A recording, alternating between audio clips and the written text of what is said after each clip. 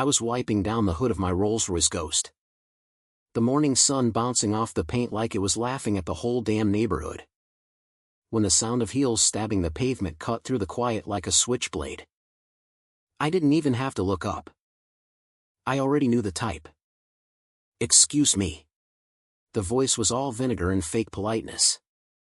"Young man." "Excuse me." I turned. Microfiber cloth still in my hand. And there she was, Barbara Whitaker, president of the Maple Grove Estates HOA. Standing in my driveway like she owned the concrete. Powder blue blazer buttoned to the throat. Hair sprayed into submission. Lips pursed so tight they could have cracked walnuts. "Something wrong, Mrs. Whitaker?" I asked, keeping my tone light. "The way you talk to a dog that's about to bite." She jabbed a manicured finger at the car like it had personally insulted her mother. This vehicle is a violation of community standards. It's ostentatious. It's disruptive. It's not the Maple Grove aesthetic." I blinked. "It's parked in my driveway. On my property. That I bought. With money I earned." Her laugh was a short, brittle thing. "Money you earned? At 25? Please. I've lived here 22 years. I know exactly what kind of business produces a car like that at your age. And I'm not the only one who's noticed." She leaned in, voice dropping to a conspiratorial hiss. "The neighbors are talking. Ryan. Drug money? Crypto scams? We have standards here. Families. Children." I smiled. "The small, dangerous kind. Funny. Last time I checked the bylaws, page 14. Section 3.2, it says nothing about aesthetic or vibe. It does say board members can't access resident mail without consent. Yet here you are, knowing my name and my age like you've been sniffing around my mailbox." Her cheeks went the color of cheap rose. "I am the president of this association. I have a duty. To harass people for having nice things?" I cut in, still smiling. "Or to make sure nobody notices how your husband's landscaping company keeps winning every single HOA contract? Funny how the bids are never public." She took one step back. Then another.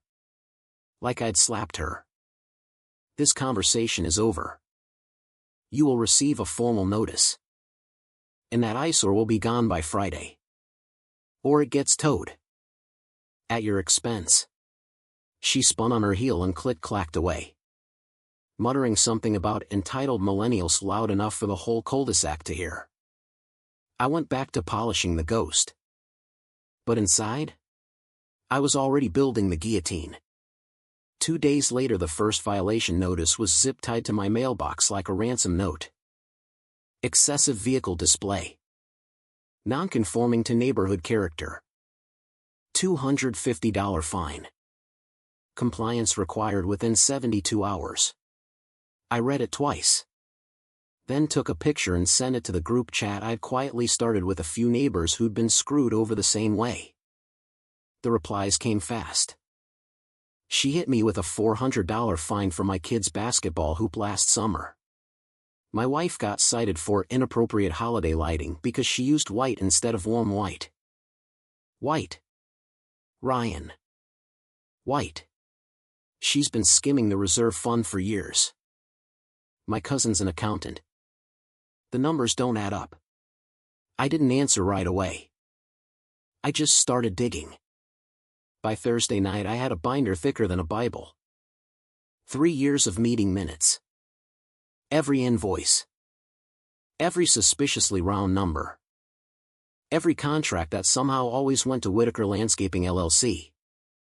Owned by her husband, Todd I Golf on Tuesdays Whitaker. I even found the deleted emails. Turns out their IT guy owed me a favor from a poker game last year.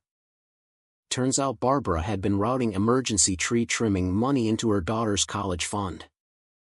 $47,000 so far. Nice. Friday morning the hearing was scheduled for 10 a.m. sharp at the clubhouse. I showed up in jeans and a plain black t-shirt. No suit. No lawyer. Just the binder and a USB drive. The room smelled like burnt coffee and desperation. Barbara sat at the head of the folding table in her Sunday best, flanked by her 3 little minions, none of whom would look me in the eye. Mr. Keller, she began. Voice syrupy. We're here to discuss your blatant disregard for. I slid the binder across the table so hard it almost knocked over her water glass. Before we talk about my car, I said quietly. Let's talk about why the reserve fund is missing $184,000. And why every single landscaping invoice has the same routing number as your personal Venmo. The room went so silent you could hear the fluorescent lights buzzing. Barbara's smile froze like cheap Botox. This is highly inappropriate. Page 27, I said, flipping it open. Invoice 4872. Emergency irrigation repair. Except the irrigation system was replaced 2 years ago. Paid for by the same fund. And look, your husband's company again. Same P.O. box as your beach house in Destin. One of the board members, a nervous little man named Phil, actually gasped. I kept going. Oh.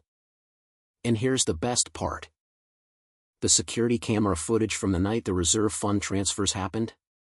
All conveniently offline. But I have the server logs. From the cloud backup you didn't know existed. I slid the USB across the table. It's all there. Every wire transfer. Every fake vendor. Every time you voted to raise dues for the children's playground and then used it to retile your patio. Barbara's face went from pink to purple to the color of old cottage cheese. Her hands were shaking so bad the ice in her water clinked like tiny bells. You have no right. I have every right, I said. Standing up.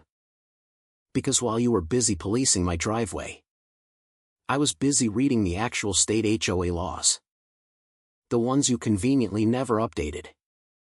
The ones that say if the board is found to be misappropriating funds, the entire board can be removed by a simple majority vote of the homeowners. And guess what? I pulled out a stack of printed emails, signed petitions from 37 residents who'd had enough. We already have the votes. Phil looked like he was about to faint. The woman next to Barbara, Karen too. I called her, started crying. Actual tears. Barbara stood up so fast her chair fell over. This is harassment. This is defamation. I will sue you into the ground. I just smiled. Go ahead. My lawyer's already on retainer. And the county prosecutor? She's very interested in the fraud package I dropped off yesterday morning. I left them there. Mouths open. Dignity leaking out of every pore. The next 72 hours were beautiful. Neighbors started leaving notes on my porch. Actual handwritten notes. One lady brought cookies and whispered, I've been terrified to plant tomatoes because she said they were agricultural nuisances. Another guy, retired cop, slid me a folder. She forged my signature on a lien notice 2 years ago. Took my mother-in-law's house when she was in the hospital.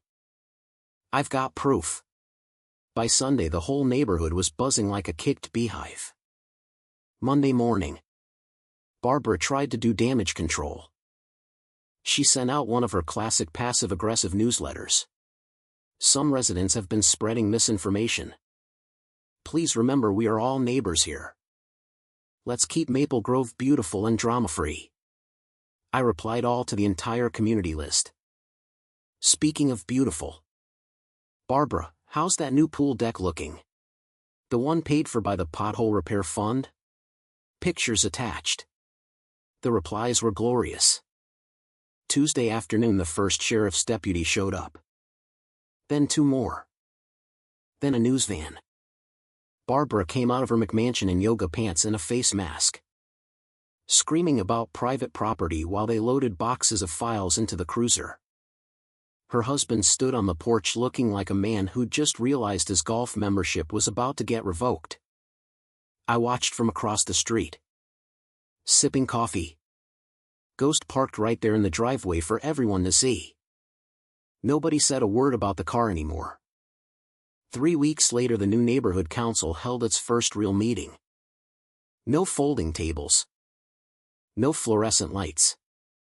Just people. Real people. They voted to dissolve the old board. They voted to hire an independent auditor. They voted to make the bylaws public, readable, and actually enforced by humans instead of robots in pastel blazers. Barbara Whitaker? She's currently on sabbatical in her Destin beach house while the feds sort through the wreckage. Last I heard, she was trying to sell the place on Zillow, asking price suspiciously high. Me? I still park the Rolls in the driveway every single day. Sometimes I leave the top down just because I can. And every time I see a new neighbor wave instead of glare, I feel something I didn't expect. Not just satisfaction. Peace. Real peace. The kind you can't buy. No matter how much money you make or how nice your car is. The kind that only comes when the bullies finally get what's coming to them. So tell me, YouTube fam, was Barbara Whitaker just doing her job protecting property values? Or was she a textbook Karen who finally met the one guy who read the fine print? Drop your verdict in the comments. And if you've ever been fined for having the wrong color Christmas lights, welcome to the club. You're not alone anymore.